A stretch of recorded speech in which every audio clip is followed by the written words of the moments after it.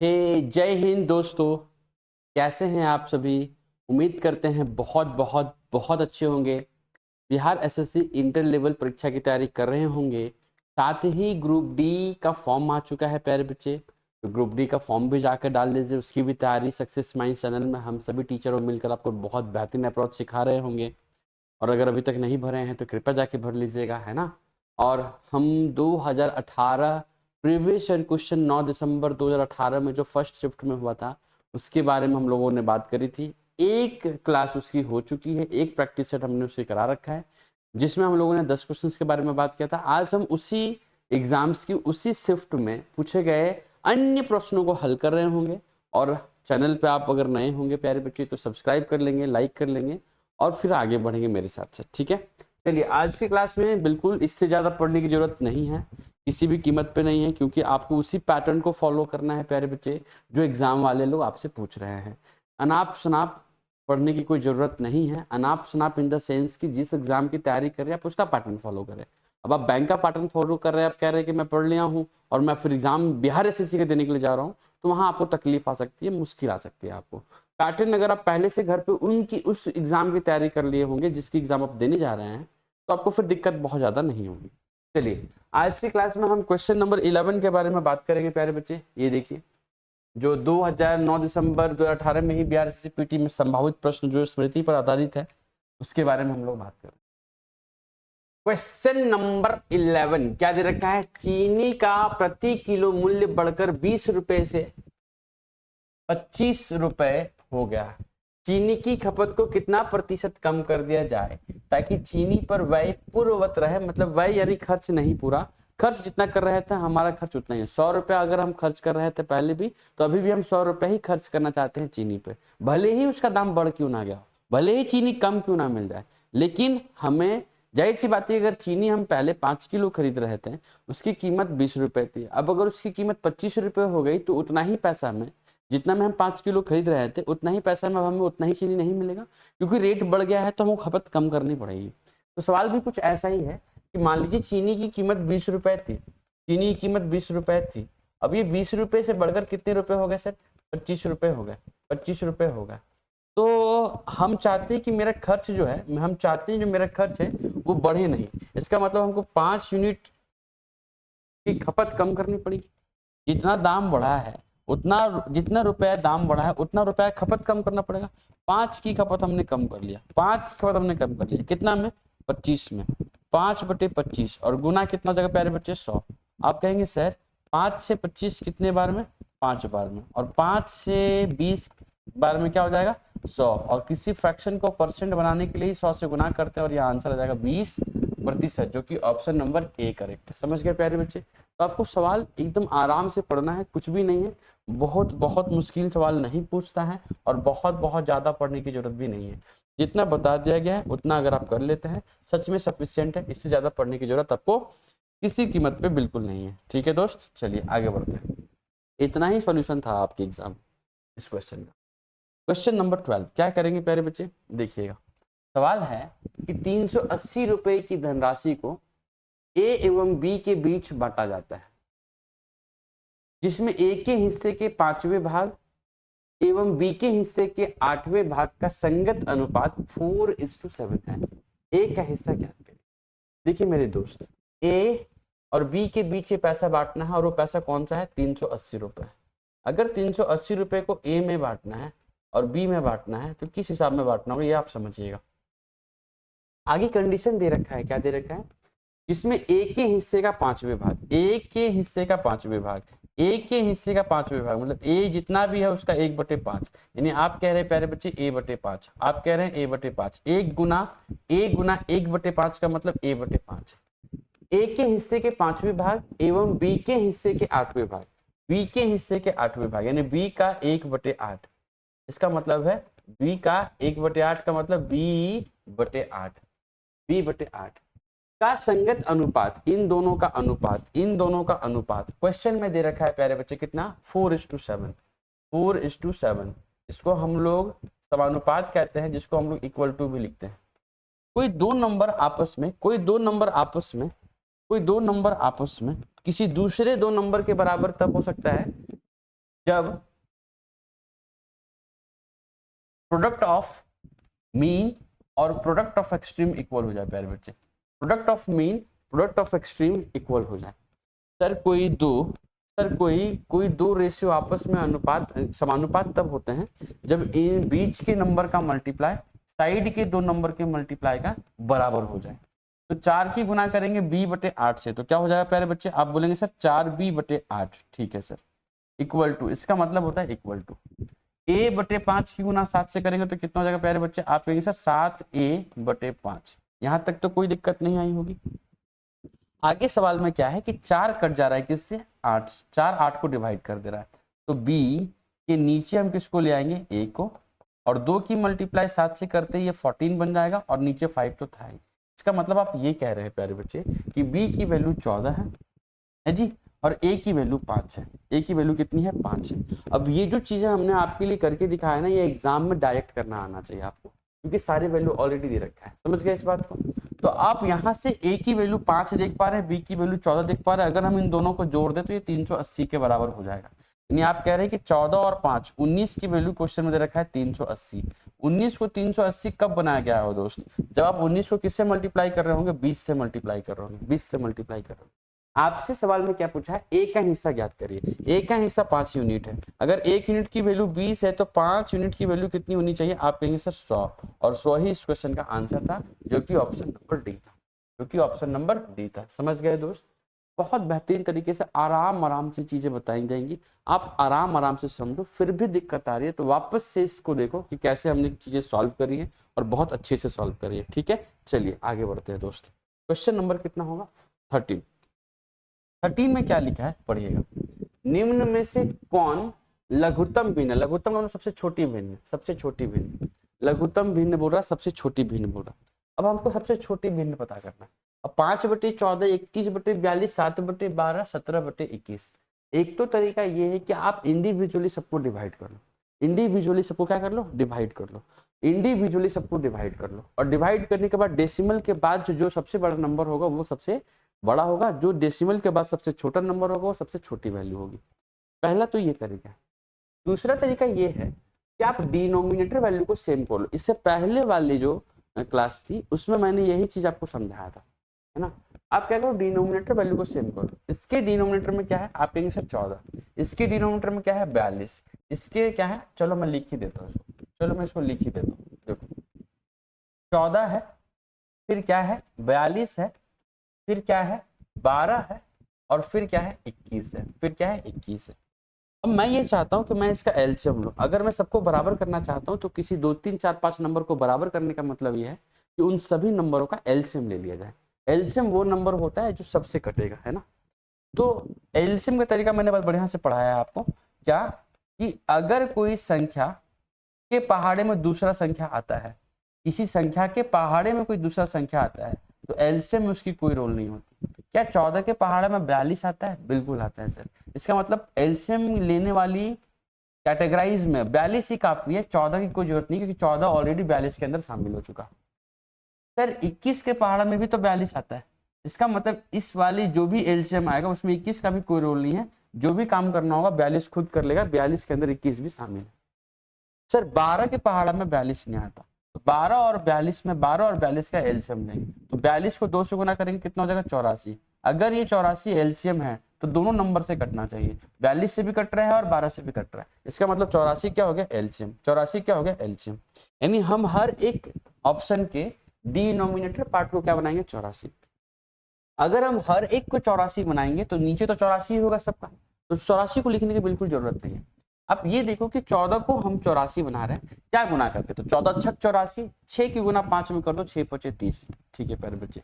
इसके नीचे भी 84 होगी, जिसको लिखने की कोई जरूरत ही नहीं, क्योंकि हर एक नंबर के नीचे 84 होना है, सही है, हर एक नंबर के नीचे 84 होना तय है। अरे क्यों नहीं समझते, हर एक नंबर के नीचे 84 होना तय है। जब ये बात आपको मालूम है तो लिखने की जरूरत क्या है, लिखने की तो कोई जरूरत नहीं है ना, तो आप इसको क्या करो 84 को लिख भी मत करो, एकदम लिखने की गंदी आदत आपकी होनी ही नहीं चाहिए, ठीक है। तो आप देखो, हम सिर्फ ऊपर मल्टीप्लाई करेंगे। 14 को 84 बनाने के लिए 6 से गुना, 6 5 30, सीधा बात। 42 को 84 बनाएंगे 2 से गुना, 31 गुना 2 62, ठीक है सर। सर 12 को 84 बनाएंगे, 12 7 84, 7 7 49, बहुत अच्छा।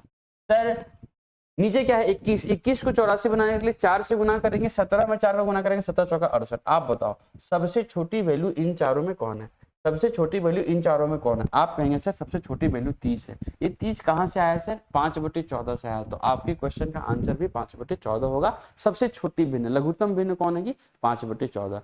समझ पाए? तो इन सवालों को आप ऐसे यूं सॉल्व करें। आपको बस इतना पता होना चाहिए कि 14, 42, 12, 21 का एलसीएम क्या है? 84।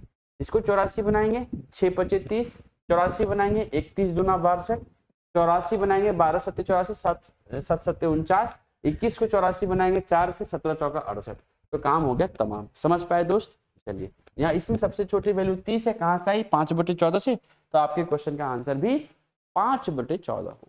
चलिए आगे बढ़ते हैं। क्वेश्चन नंबर क्या है प्यारे बच्चे? आप कहेंगे सेट 14 नंबर पढ़िएगा। एक उद्यान में आम के पेड़ों की 10 पंक्तियां एवं 12 स्तंभ हैं। मतलब 10 पंक्तियां बनाई गई और हर पंक्ति में 12-12 पेड़ लगाए गए। दो पेड़ों के मध्य की दूरी कितनी है? 2 मीटर। दो पेड़ों के मध्य की दूरी कितनी है? 2 मीटर। एक उद्यान की सीमा की सभी भुजाओं से 1 मीटर की रिक्ति है, तो आपको उद्यान की लंबाई बतानी है। सुनिएगा मेरे प्यारे बच्चे, हमने ना कोई 3-4 पेड़ बना लिया। ये देखो, ठीक है, लाइक दैट। हम इस टाइप के कितने पेड़ बना लिए? हम इस टाइप के पेड़ बना लिए प्यारे बच्चे, हम इस टाइप के पेड़ बना लिए। 2, 3, 4, 5, 6 और मेनी मोर। अब आप समझिए। अब आप ये बात देखेंगे कि पेड़ कितने हैं सर? आप कहेंगे सर पेड़ की संख्या गिनो। आप कहेंगे पेड़ 1, 2, 3, 4, 5, 6। पेड़ कितने हैं? 6। और पेड़ के बीच का गैप कितना है? आप बोलेंगे इन दो पेड़ के बीच में 1 का गैप, इन दो पेड़ के बीच में 1 का गैप, इन दो पेड़ के बीच में 1 का गैप, इन दो पेड़ के बीच में 1 का गैप, इन दो पेड़ के बीच में भी 1 का गैप। यानी आप देखेंगे कि जितने पेड़ हैं गैप की संख्या उससे 1 कम है। पेड़ गिनिए 1, 2, 3, 4, 5, 6 और गैप कितने हैं? 1, 2, 3, 4, 5। यानी जितनी संख्याएं पेड़ की है उससे 1 कम उनके बीच का गैप है। इन 6 पेड़ में 5 का गैप है, यानी 1 कम। जितनी पेड़ की संख्या है उससे 1 कम हमेशा गैप आएगा। तो आप इस बात को बहुत अच्छे से ध्यान रखेंगे। तो जितने पेड़ होंगे गैप उससे हमेशा 1 कम होगा। अब आप सवाल को पढ़े वापस से। क्या लिखा है प्यारे बच्चे? वापस से सवाल पढ़िए। सवाल में लिखा है कि एक उद्यान में आम के पेड़ों की 10 पंक्तियां हैं। ऐसी 10 पंक्तियां, 1 पंक्ति, 2 पंक्ति, 3 पंक्ति, 4 पंक्ति, ये चलता जा रहा है ना। और ऐसी पंक्तियों में कितने पेड़ लगे हुए हैं? तो आप बोलेंगे सर 12 स्तंभ यानी 12 पेड़ लगे हुए हैं। 12 पेड़ लगने का मतलब गैप की संख्या कितनी होगी? 11। गैप की संख्या कितनी होगी? 11। गैप की संख्या 11 होगी। गैप की संख्या कितनी होगी? 11। यानी 12 पेड़ में 11 का गैप। दो पेड़ों के मध्य कितनी दूरी है? तब बोलेंगे दो पेड़ों के मध्य दूरी है सर 2 मीटर का। इसका मतलब टोटल गैप की कितनी दूरी होगी? आप कहेंगे सर 22 मीटर की दूरी होगी। कितनी मीटर की दूरी होगी? अगर एक गैप 2 मीटर का है तो 11 गैप कितने मीटर का होगा? 22 मीटर का होगा। ठीक है। एवं उद्यान की सीमा की सभी भुजाओं से 1 मीटर, 1 मीटर उधर छोड़ा गया है, 1 मीटर इस साइड छोड़ा गया है। तो 1 मीटर और 1 मीटर कितने हो गए? आप बोलेंगे सर 22 और 2 24, 24 मीटर। 24 मीटर 1 मीटर की रिक्ति है, यानी 1-1 मीटर का गैप था। उद्यान की लंबाई कितनी है? उद्यान की लंबाई 24 मीटर है, जो कि ऑप्शन नंबर बी करेक्ट होगा। समझ पाए प्यारे बच्चे? तो इस तरीके से सवालों को आपको सोचना है। लॉजिकल सवाल, इसमें कोई फॉर्मूला नहीं लगा सकते हैं आप। ठीक है, चलिए आगे। क्वेश्चन नंबर कितना होगा? 15। क्या कह रहा है 15 नंबर सवाल? दो संख्याओं का योगफल 42 है। दो संख्याओं का योगफल क्या है? 42 है एवं उनका गुणनफल 437 है। उन संख्याओं के मध्य निरपेक्ष अंतर का मतलब होता है एब्सोल्यूट वैल्यू। एब्सोल्यूट वैल्यू का मतलब होता है मॉड। और कोई मॉड के अंदर निगेटिव वैल्यू भी पॉजिटिव आता है और पॉजिटिव वैल्यू तो ऑलरेडी पॉजिटिव ही रहता है। तो एब्सोल्यूट अंतर का मतलब एब्सोल्यूट डिफरेंस का मतलब होता है कि किसी भी कीमत पे नंबर को छोटा से बड़ा माइनस करो, चाहे बड़ा से छोटा, वैल्यू पॉजिटिव आनी चाहिए। वैल्यू क्या आनी चाहिए? पॉजिटिव आनी चाहिए। बस इतना सा बात है। अब इस क्वेश्चन को बनाने का तरीका क्या होगा दोस्त? बनाने का तरीका ये होगा कि बच्चे दो संख्या को मान लेते हैं x और y। तो x प्लस y को अगर हम जोड़ दें तो किसके बराबर है? 42 के बराबर है, ऐसा सवाल में कहता है। और उन्हीं दो संख्या को अगर हम गुणनफल कर दें यानी मल्टीप्लाई कर दें तो आप देख पाएंगे वो किसके बराबर है, 437 के बराबर है। ठीक है सर, उन संख्याओं के मध्य निरपेक्ष अंतर बताइए। तो एक तो मतलब होगा ये कि आप फॉर्मूला से कर लीजिए, x माइनस वाई पूछा है तो x माइनस वाई का होल स्क्वायर का फॉर्मूला क्या होता है, x प्लस वाई का होल स्क्वायर माइनस 4xy। पहले तो ये बात है, ये बात आपको समझ में आनी चाहिए। सर ये फॉर्मूला ध्यान है तब आप सवाल बना भी पाएंगे। सर x प्लस वाई की वैल्यू तो गिवन है, कितना है सर, आप कहेंगे सर 42 है, तो 42 का स्क्वायर कर लो, -4 इंटू एक्स वाई की वैल्यू तो क्वेश्चन में दे रखा है कितना है, 437 है, 437 है। ठीक है सर, सर 42 का स्क्वायर आपको याद आना चाहिए, 42 का स्क्वायर आपको पता होना चाहिए। 42 50 के नजदीक है तो हम उसको 25 बैस मान रहे होंगे। 50 से कितना कम है, 8 कम, 25 से 8 कम करेंगे 17, और 8 का स्क्वायर कितना होता है, 64। ये सारी बातें कैलकुलेशन वाली ट्रिक में हम आपको पढ़ा चुके हैं, मतलब पढ़ा रहे हैं। आप वहां जाकर के वीडियोस को देखिए, बहुत अच्छे से कैलकुलेशन CST के नाम से होगा, कैलकुलेशन शॉर्ट ट्रिक के नाम से होगा। हर एक वीडियो में नंबर 1 से देखना स्टार्ट करिएगा, नंबर 1, नंबर 2, नंबर 3, नंबर 4 आप देखिएगा। जब तक हम कैलकुलेशन की 15-20 वीडियो बना चुके हैं तब तक आप बहुत मजबूत हो गए होंगे। ठीक है दोस्त, चलिए आगे आगे बढ़ते हैं। अभी आप देखेंगे 4 को 400 से गुना करेंगे तो हो जाएगा 1600, 4 को 30 से गुना करेंगे 120, 1720, और 4 को 7 से गुना करेंगे तो कितना हो जाएगा, आप बोलेंगे सर 28। 1720 में 28 को जोड़ देंगे तो 1748, 1748, और इसके बीच का डिफरेंस कितना है, आप बोलेंगे सर 16। कितना है, 16। सर x माइनस वाई का होल स्क्वायर आया है 16, तो x माइनस वाई कितना आएगा, आप कहेंगे सर इस पे रूट लगा लो, इस पे क्या लगा लो सर, रूट लगा लो। अगर इस पे रूट लगा लेते हो तो 16 कितना आ जाएगा सर, 4। यानी इस क्वेश्चन में अगर फॉर्मूला आपको पता है तो डायरेक्ट आप x माइनस वाई का वैल्यू निकाल सकते हैं 4। x माइनस वाई की वैल्यू कितनी आ गई, 4। x माइनस वाई यानी दो नंबर के बीच का डिफरेंस जिसको निरपेक्ष अंतर कह रहे थे वो कितना आ गया, 4। पहला तो ये तरीका है। दूसरा तरीका क्या है दोस्त, दूसरा तरीका ये है,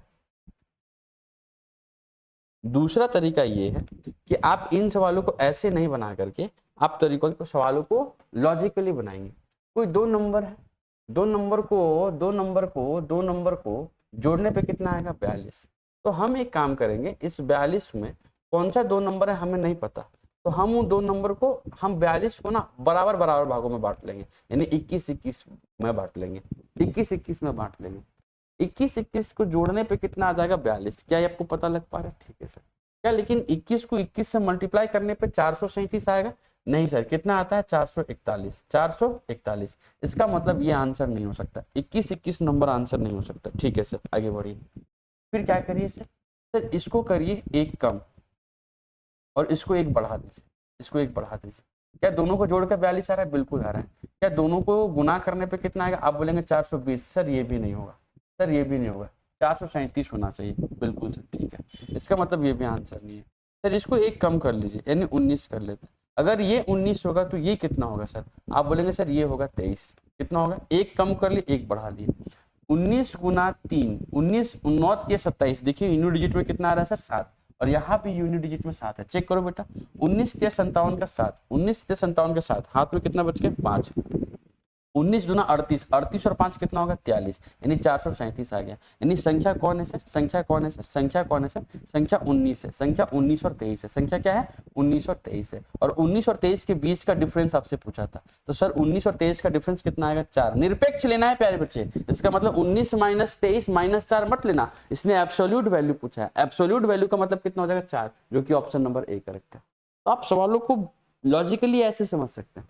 देखिए इसको और एक तरीका इसी में आप अपनाएंगे कि सर 1 और 1 का यूनिट डिजिट मल्टीप्लाई करने पे 1 आएगा, सर 1 आएगा, यहाँ कितना है, 7, तो कतई ये आंसर नहीं हो सकता था, कतई ये आंसर नहीं हो सकता था सर। सर यहाँ 2 और 0 को गुना करने के यूनिट डिजिट 0 आएगा, यहाँ यूनिट डिजिट 7 है, तो ये भी आंसर नहीं होगा सर। पूरा गुणा करने की जरूरत क्या थी सर, 9 × 27, यूनिट डिजिट में 7 है, वहां भी 7 है सर, तो इसको गुना करके चेक कर लीजिए क्या सही है, बिल्कुल सही है, तो एक ही आंसर होगा, 19 और 23 में डिफरेंस आएगा तो 4। ये हो गया बेसिक तरीका, ये हो गया मेंटोस तरीका, समझ गए दोस्त। चलिए जिंदगी आपको जीनी है, अब कैसा झंडुबाम की तरह जीना चाहते हैं कि मेंटोस की तरह मेंटोस जिंदगी जीना चाहते हैं, ये आपके ऊपर डिपेंड करता है, उसके लिए मेहनत करना होगा दोस्त, ऐसे ही सब कुछ नहीं मिल जाता। क्वेश्चन नंबर 16 देखिएगा, 3 वर्ष पूर्व पिता की उम्र पुत्र की उम्र की 9 गुनी थी, जबकि आज से 6 वर्ष बाद पिता की उम्र पुत्र की उम्र की 3 गुनी हो जाएगी। पिता की वर्तमान उम्र ज्ञात करिए। देखिएगा 3 वर्ष पहले, अभी मान लेते हैं कि पिता की उम्र कितनी है, आप बोलेंगे सर पिता की उम्र 3 साल पहले। पहली बात तो ये कि 3 इयर्स एगो आपको पिता की उम्र माननी होगी कितनी, x। मान लीजिए कि पिता की उम्र x नहीं है, बेटा की उम्र x है, बेटा की उम्र x है, बेटा की उम्र x है। कब? 3 साल पहले, आज से 3 साल पहले। पिता की उम्र पुत्र की उम्र की 9 गुनी थी, अगर ये x है तो ये 9x होगा। समझ गए दोस्त? ठीक है। सवाल में क्या लिखता है, अगर हम प्रेजेंट में आ जाए तो 3 साल पहले की कहानी है। 3 साल अगर हमको प्रेजेंट में आना है तो 3 साल जोड़ना होगा। उसके पिता की उम्र जितनी भी होगी वो भी 3 साल बड़े होंगे और उसका बेटा भी 3 साल बड़ा होगा। चलिए ठीक है सर। सर क्वेश्चन में क्या लिखता है, जबकि आज से 6 वर्ष बाद, आज से प्रेजेंट से 6 वर्ष बाद, 6 ईयर क्या ले लेते हैं, 6 ईयर हेंस, मतलब आफ्टर 6 ईयर्स। क्या लेते हैं, आफ्टर 6 ईयर्स। अगर आफ्टर 6 ईयर्स बात करते हैं, आज से 6 साल के बाद आफ्टर 6 ईयर बात करें तो दोनों की उम्र अभी कितनी है, 9x + 3। 6 साल के बाद ये हो जाएंगे 9x + 3 + 6, 9x + 9, और 6 साल इसमें भी जोड़ देंगे तो हो जाएगा x + 9। क्या ये बात समझ पा रहे हैं आप? बिल्कुल। सवाल में लिखा है, जबकि आज से 6 वर्ष बाद पिता की उम्र पुत्र की उम्र की 3 गुनी हो जाएगी। बिल्कुल हो गई। पिता की उम्र ज्ञात करिए, पिता की उम्र ज्ञात करिए, पिता की उम्र ज्ञात करिए। तो सवाल में कुछ कंडीशन तो आपको ऐसे मिल रहे होंगे।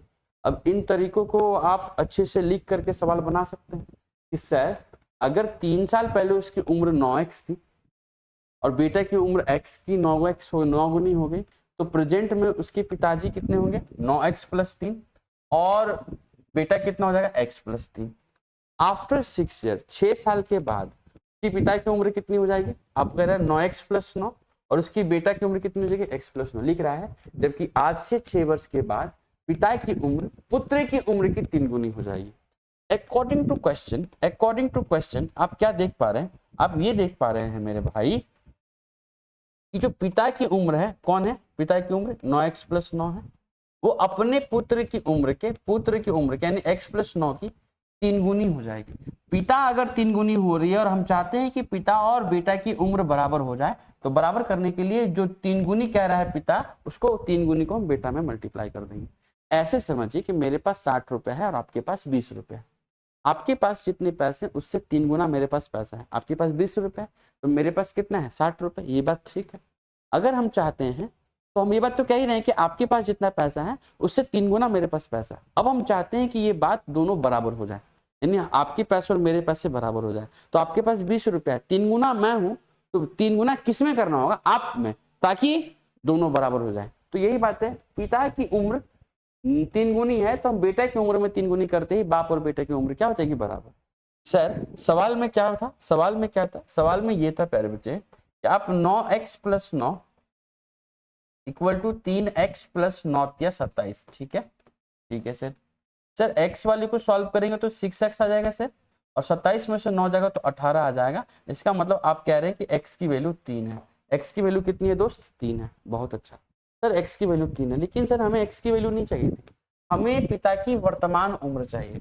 वर्तमान उम्र का मतलब सर 9x + 3। सर आपको पता है कि x की वैल्यू 3 हो चुकी है, 3 की गुना 9 से करेंगे तो 9 या 27, और 27 में 3 जोड़ देंगे तो 30 साल आ जाएगा, और जो कि ऑप्शन नंबर सी करेक्ट है। ऑप्शन नंबर क्या है, सी करेक्ट है।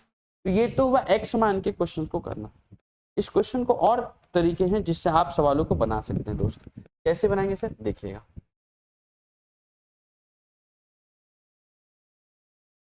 सर हम इस क्वेश्चन को ऐसे बना सकते हैं कि याद रखिए, अगर आज आपके और आपके पिता का उम्र के बीच का फासला 5 साल है तो जीवन भर 5 साल रहेगा, चाहे आप कितने बड़े हो जाए, चाहे आपके पिता कितने बड़े हो जाए।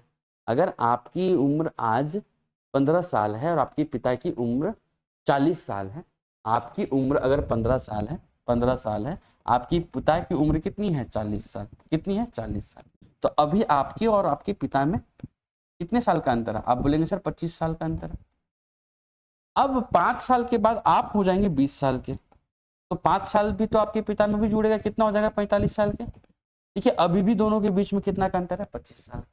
आप हो जाएंगे 100 साल के, आप हो जाएंगे 100 साल के, यानी 15 में आपने कितना जोड़ा 85, तो आप 40 में 85 जोड़ेंगे तो कितना हो जाएगा सर 125। देखिए अभी भी अंतर कितने का है 25 का है, यानी अगर एक बार किसी दो व्यक्ति के अंदर आपने अंतर महसूस कर लिया कि इतना है तो आजीवन फिक्स रहेगा मेरे प्यारे बच्चे, ठीक है।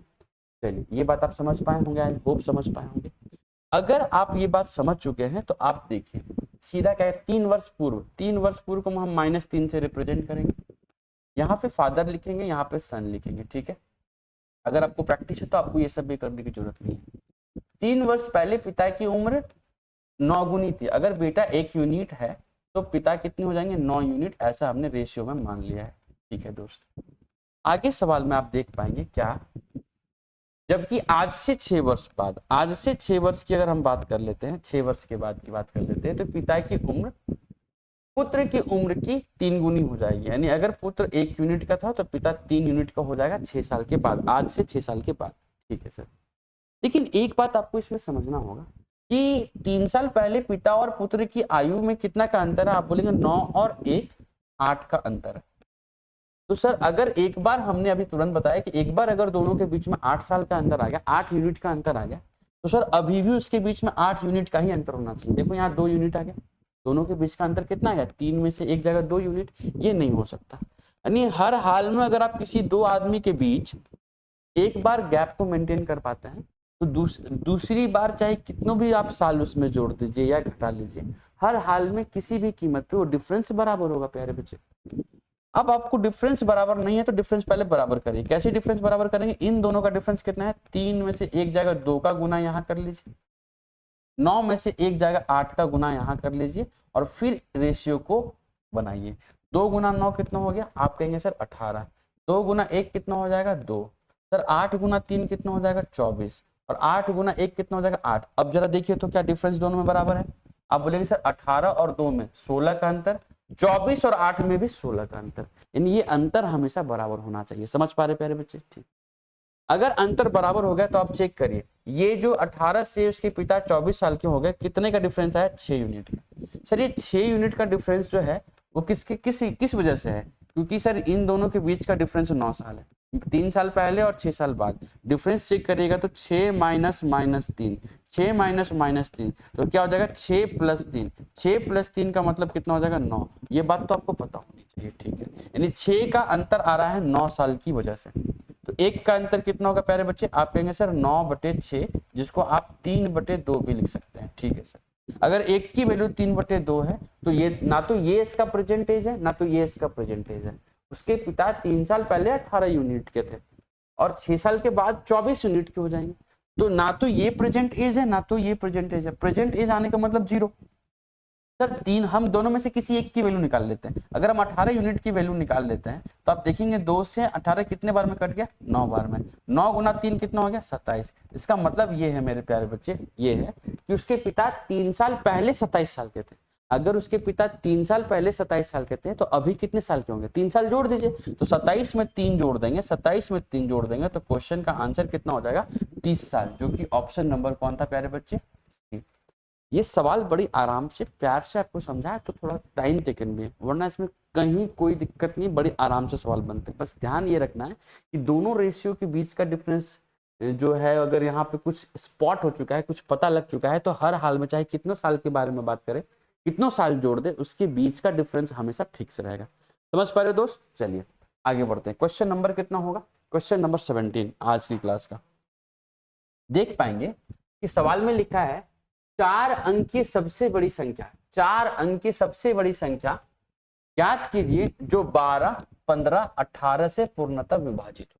बहुत बढ़िया, सबसे बड़ी संख्या पता करना है, सबसे बड़ी संख्या पता करना है। अगर सबसे बड़ी संख्या पता करना है और वो किससे किससे कटना चाहिए, 12 से कटना चाहिए, 15 से कटना चाहिए और 18 से कटना चाहिए, ठीक है। तो आप ऑप्शन चेक कर लो मेरे दोस्त, ऑप्शन क्या है, आप कहेंगे सबसे बड़ी संख्या 9900, 9090, 9990 और 9000, सबसे बड़ी संख्या 9990। अगर कोई संख्या 9990 है तो 12 से भी कटना चाहिए, 15 से भी कटना चाहिए, 18 से भी कटना चाहिए। 12 का मतलब होता है 3 गुना 4, यानी कोई संख्या 12 से कटने का मतलब वो 3 से भी कटना चाहिए, 4 से भी कटना चाहिए। 15 का मतलब होता है 3 गुना 5, 3 गुना 5। अगर कोई संख्या 15 से कट रही है उसका मतलब ये है कि 3 और 5 से भी कट रही है। और 18 का मतलब होता है मेरे प्यारे बच्चे 9 गुना 2, 9 गुना 2, 9 गुना 2, 9 गुना 2, ये सब को प्राइम नंबर होने चाहिए। यानी कोई संख्या 18 से कटने का मतलब वो 9 से भी कटना चाहिए और 2 से भी कटना चाहिए। ठीक बात है सर। अगर ये बात आपको पता है तो 12-15 कोई संख्या अगर सबसे बड़ी संख्या है किससे कटना चाहिए? 3, 4, 5, 2, 9 से कटना चाहिए। सर 9990 सबसे बड़ी संख्या, तो पहले हम इसी को चूज करेंगे। सर 3 से कट रहा है, बिल्कुल कटेगा। 9 3 27, 27 3 से कटता तो संख्या 3 से कटेगी। क्या 4 से कट रहा है? सर 4 से कटने का नियम यह है कि अगर किसी संख्या का अंतिम दो डिजिट, अंतिम 2 अंक अगर 4 से कट रहा है तो पूरी संख्या 4 से कटेगी। लेकिन 99,090 में अंतिम 2 संख्या 90 4 से नहीं कट रहा है। इसका मतलब ये संख्या 12 से नहीं कटेगी, और 12 से नहीं कटेगी तो ये आंसर भी नहीं होगा। हमसे तो पूछा वो बड़ी से बड़ी 4 अंकों की संख्या बताइए तो 12, 15, 18 से कटना चाहिए। सर 9990 के बाद सबसे बड़ी संख्या हो जाएगी 9900। तो 9900 का मतलब ये 3 से कटेगा, बिल्कुल कटेगा। 4 से बिल्कुल 2 डिजिट 0 है तो 4 से भी कटेगा। 5 से बिल्कुल कटेगा, 0 है लास्ट में। 2 से इवन संख्या है, कटेगा। 9 से 9 दूना 18, 9 के पहाड़ा मारा, यानी आपके क्वेश्चन का आंसर 9900 होगा। और कुछ करने की जरूरत नहीं थी मेरे प्यारे बच्चे, समझ गए? नहीं तो इस क्वेश्चन को बनाने का मतलब बहुत सारे तरीके आएंगे। 12, 15, 18 का आप एलसीएम ले लो, उस एलसीएम को 99,999 से डिवाइड करो, वहां से 99 आएगा, 99 को 9,999 में घटा दो, और घटाने के बाद 9900 आएगा, तब आप आंसर लिखोगे। लेकिन ये तरीका फालतू है। ऑप्शन दे रखा है तो आपको समय बचाना चाहिए। ठीक है दोस्त, चलिए आगे बढ़ते हैं। क्वेश्चन नंबर क्या है? रिपीट हो गया क्या? क्वेश्चन रिपीट हो गया क्या? क्वेश्चन से रिपीट होगा। चलिए ये क्वेश्चन रिपीट होगा मेरे प्यारे बच्चे। देखिए ये क्वेश्चन 17 वाई है, 17 यहाँ। ठीक है, आगे बढ़ते हैं। क्वेश्चन नंबर 18 करेंगे। फिर क्या लिखा है? एक धनराशि चक्रवृद्धि ब्याज पर 2 वर्षों में 480 रुपए और 3 वर्षों में 520। एकदम सेम पैटर्न पे सेम क्वेश्चंस डेटा चेंज के साथ मैंने पिछले वीडियो में बताया। अगर आप वहां समझ पाए होंगे तो हम आपको बताना चाहेंगे कि दूसरे साल का अमाउंट तीसरे साल के लिए चक्रवृद्धि ब्याज में प्रिंसिपल का काम करती है ना। तो दूसरे साल के अंत में कितना था? 480। देखिए यहाँ लिखा है 480 इन 2 ईयर्स, और 520 हो जाता है 3 साल। तो 1 साल के अंतर में 480 520 हो गया, तो 40 रुपए मिला, 40 रुपए ब्याज मिला ज्यादा। किस पे? 480 पे। किस पे? 480 पे। और किसी फ्रैक्शन वैल्यू को परसेंट बनाने के लिए गुना करते हैं 100, गुना करते हैं 100। सर 4 से 48 कितने बार में कटेगा? आप बोलेंगे 1/12। और सर 100/12 का मतलब, यानी 1/12 का मतलब 8 1/3% होता है। 1/12 की फ्रैक्शन वैल्यू, 1/12 फ्रैक्शन वैल्यू की परसेंट में 8 1/3 होता है। नहीं तो आप ये कर सकते हो, 100 को 12 से डिवाइड कर सकते हो। लेकिन ये सब चीजें आपको डायरेक्ट आनी चाहिए दोस्त। 4 से 25 बार में, 4 से 3 बार में, 3 8 24, 1/3%, जो कि ऑप्शन नंबर डी है। ऑप्शन नंबर डी करेक्ट है। समझ गए दोस्त? तो आप सवाल, ऐसे सवालों कि क्या ही औकात है यार, क्या ही मतलब बहुत मेहनत है। ये तो बहुत आराम से किया सकते हैं, और लगातार ये सवाल पूछे जा रहे हैं अगले पैटर्न में। तो आपको इस बात का ध्यान रखना चाहिए दोस्त। क्वेश्चन नंबर 18 के बाद क्वेश्चन नंबर 19।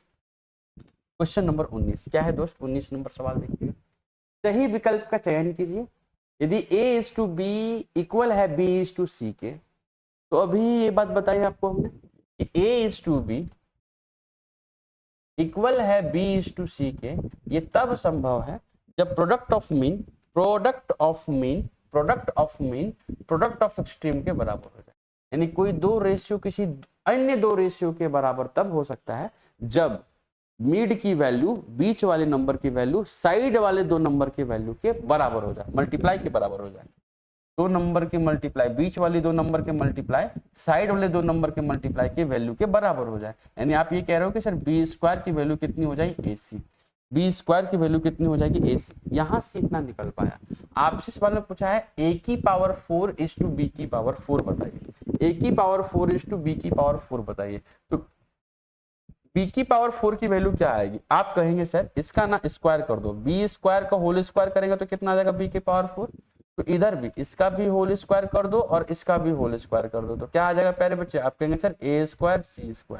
इसका मतलब आप ये कह रहे हैं इसका मतलब आप ये कह रहे हैं कि सर a की पावर 4 तो ठीक है, जहां पर b की पावर 4 है वहां पे क्या लिख लो, a स्क्वायर c स्क्वायर लिख लो।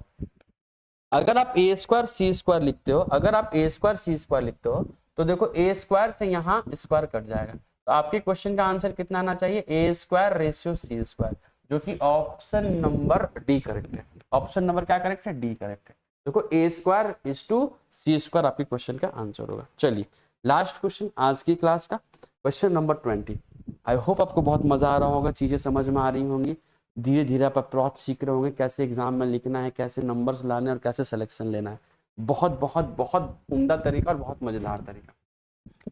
एक सिपाही एक चोर को 200 मीटर की दूरी पर देखता है। ये टाइम डिस्टेंस एंड स्पीड का क्वेश्चन है।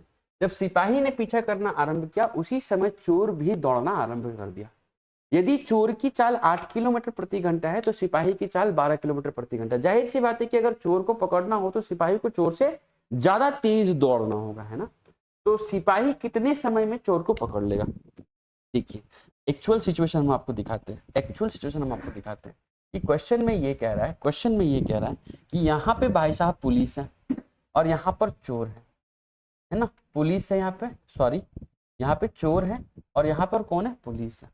पुलिस और चोर के बीच की जो दूरी है वो 200 मीटर है, ऐसा हम नहीं कह रहे हैं, ऐसा सवाल में कह रहे हैं, ऐसा सवाल कह रहा है, ठीक है। अब पुलिस जैसे ही चोर को देखता है, पुलिस चोर के पीछे भागता है और चोर भी पुलिस को देख चुका है, चोर भी भाग रहा है। भैया पुलिस किधर भागेगा, जिधर चोर भाग रहा है। क्यों, क्योंकि चोर भागेगा पूरब में तो पश्चिम में तो चोर पुलिस भागेगा नहीं, पकड़ना है ना भाई। अब ये मूवी की बात नहीं कर रहे भैया, इधर से गया और धड़ाक से कूद कर पकड़ लिया, ऐसा ना होता है दोस्त। चोर जिधर भागेगा पुलिस को उधर ही भागना होगा, यानी दोनों के भागने का जो दिशा है ना वो बराबर है। और हमने आपको ट्रेन के क्वेश्चन में इससे पहले पढ़ा रखा है कि अगर कोई दो व्यक्ति की दिशा समान हो तो इसको कहते हैं रिलेटिव स्पीड। क्या कहते हैं बेटा, रिलेटिव स्पीड, जिसको हम लोग हिंदी में कहते हैं सापेक्ष चाल। रिलेटिव स्पीड क्या कहेंगे मेरे प्यारे बच्चे, रिलेटिव स्पीड क्या कहेंगे, रिलेटिव स्पीड, ठीक है, जिसको हम लोग हिंदी में कहते हैं सापेक्ष चाल। क्या कहेंगे, सापेक्ष चाल। चलिए समझ पाए होंगे आप। अब इसका मतलब ये होता है कि दोनों की स्पीड घट जाएगी, दोनों की स्पीड क्या हो जाएगी, घट जाएगी। इसकी स्पीड s1 रही है, इसकी स्पीड s2 है, तो रिलेटिव स्पीड जिसको हम rs से डिनोट करेंगे ये हो जाएगा s1 माइनस s2, हमेशा बड़ा माइनस छोटा। और ये बात हमने आपको ये भी बताया कि अगर कोई किसी का डायरेक्शन ऑपोजिट है, ये इसकी डायरेक्शन की ओर जा रहा है, ये इसकी डायरेक्शन की ओर, तो इस कंडीशन पर रिलेटिव स्पीड क्या हो जाता है, जुड़ जाता है, यानी s1 प्लस s2 हो जाता है, s1 प्लस s2 हो जाता है। समझ पाए प्यारे मित्र। तो अगर हम ये देख पा रहे हैं, अगर हम ये देख पा रहे हैं तो हम पुलिस की स्पीड देख पा रहे हैं, कितनी है दोस्त, आप कहेंगे सर 12 किलोमीटर प्रति घंटा, और चोर कितना है 8 किलोमीटर प्रति घंटा, 8 किलोमीटर प्रति घंटा, और उसके बीच की दूरी कितनी है, आप कहेंगे 200 मीटर। सर हमें डिस्टेंस पता है, हमें स्पीड पता, टाइम नहीं निकाल लेंगे। टाइम बराबर क्या होगा, distance upon relative speed, distance upon relative speed. Distance कितना है प्यारे बच्चे, 200 मीटर, और रिलेटिव स्पीड क्या होगा, चूंकि सेम डायरेक्शन में है तो दोनों का घट जाएगा स्पीड, तो रिलेटिव स्पीड क्या निकल कर आएगी, आप कहेंगे सर 12 में से 8 घटा लो, 4 किलोमीटर प्रति घंटा। लेकिन समझने वाली बात यह है कि डिस्टेंस मीटर में है तो रिलेटिव स्पीड को भी मीटर पर सेकंड में बनाना पड़ेगा। किलोमीटर पर आवर को मीटर पर सेकंड बनाने के लिए 5/18 से गुना करता है। चलो ये बात भी हम तुम्हारे लिए सामने लिख दे रहे हैं, हम ये मान के पढ़ा रहे कि आपको कुछ नहीं आता। तो अगर हम किलोमीटर प्रति घंटा को मीटर प्रति सेकंड में बदलना चाहें, मीटर प्रति सेकंड में बदलना चाहें तो 5/18 से गुना करते हैं, 5/18 से गुना करते हैं, और मीटर पर सेकंड को किलोमीटर प्रति घंटा में बदलना हुआ तो हम इसको 18/5 से गुना करते। समझ पाए दोस्त। तो आप यहां से देखेंगे कि रिलेटिव स्पीड कितनी आ गई सर, आप कहेंगे सर 2 दूना 4, 2 नवा 18, यानी आप ये कह रहे हैं कि 5 दूना 10/9 से भाग दे दो, 10/9 से भाग दो, 9 पलट के ऊपर चला गया दोस्त। आप कहेंगे 1 0 1 0 कंप्लीट हो गया, 20 गुना 9 180, और ये 180 सेकंड में आएगा। क्यों सर, क्योंकि ये मीटर में था, ये मीटर पर सेकंड में था, मीटर कट गया, सेकंड में आएगा। तो टाइम किस में आ गया, 180 सेकंड, ऑप्शन भी सेकंड में दे रखा है, तो option A is the correct answer. समझ गए दोस्त। तो ये हो गया पूरा हिसाब किताब इस क्वेश्चन का। अब इस टाइप के कोई भी क्वेश्चन आपको आते हैं या आपको बनाना चाहते हैं तो अब आराम से सवाल बनेगा, है ना। तो आज की क्लास हम इसी खूबसूरत, बहुत बेहतरीन, इससे ब्यूटीफुल क्वेश्चंस कोई नहीं हो सकता के साथ सेवा को समाप्त करते हैं और फिर हम आप लोगों से मिलेंगे नेक्स्ट क्लास में इसके अंतिम कुछ क्वेश्चंस लेकर। और तब तक हम आप मज़े करिए, पढ़ाई जरूर करिए, हमारे चैनल को सब्सक्राइब कर लीजिए, लाइक तो आपको करना ही चाहिए क्योंकि चीज़ें इतनी बेहतरीन पढ़ाई जा रही है। कोई बिहार एसएससी के क्वेश्चन का ऐसे अप्रोच बता रहा है तो आप हमें बताइएगा जरूर कि सर इस चैनल पे आपसे बेहतरीन है। ये नहीं बिल्कुल कहते कि हमसे कोई बेहतरीन नहीं हो सकता, बस हम आपको ये कहना चाह रहे हैं कि हम जो आपको बता रहे हैं वो आपको बेहतर बना सकता है। तो प्यारे बच्चे, यूट्यूब पे जो भी टीचर पढ़ा रहे हैं वो सब अपने आप में बहुत अच्छे हैं, बहुत बेहतरीन है। आपको किसी एक टीचर को फॉलो अप करना है और आपको अपनी जर्नी में निकल जाना है। नहीं तो आप बिहार एसएससी के पूरे पूरे चैनल पे सबकी वीडियोज देखते देखते आपके समय निकल जाएंगे और आप सीख कुछ नहीं पाएंगे मेरे प्यारे दोस्त। तो यहाँ पर हर एक टीचर बहुत अच्छा है और हमारे चैनल पे सारे टीचर अपने अपने सब्जेक्ट में महारथी हैं और आपको महारथी बनाने की कोशिश कर रहे हैं। तो आप एक चैनल पे सब टीचर आपको मिल जा रहे हैं, सारे सब्जेक्ट मिल जा रहे हैं। तो किसी चैनल पे आप जो भी किसी को भी आप फॉलो कर रहे हो बिल्कुल करिए बेटा, आप अपने जीवन से मत खेलिए और मजे करिए। तो चलिए आज की सेवा हम इसी ज्ञान के साथ, आपको उपदेश के साथ समाप्त करते हैं और तब तक के लिए मिलते हैं आपसे नेक्स्ट वीडियो में। तब तक के लिए जय हिंद दोस्तों।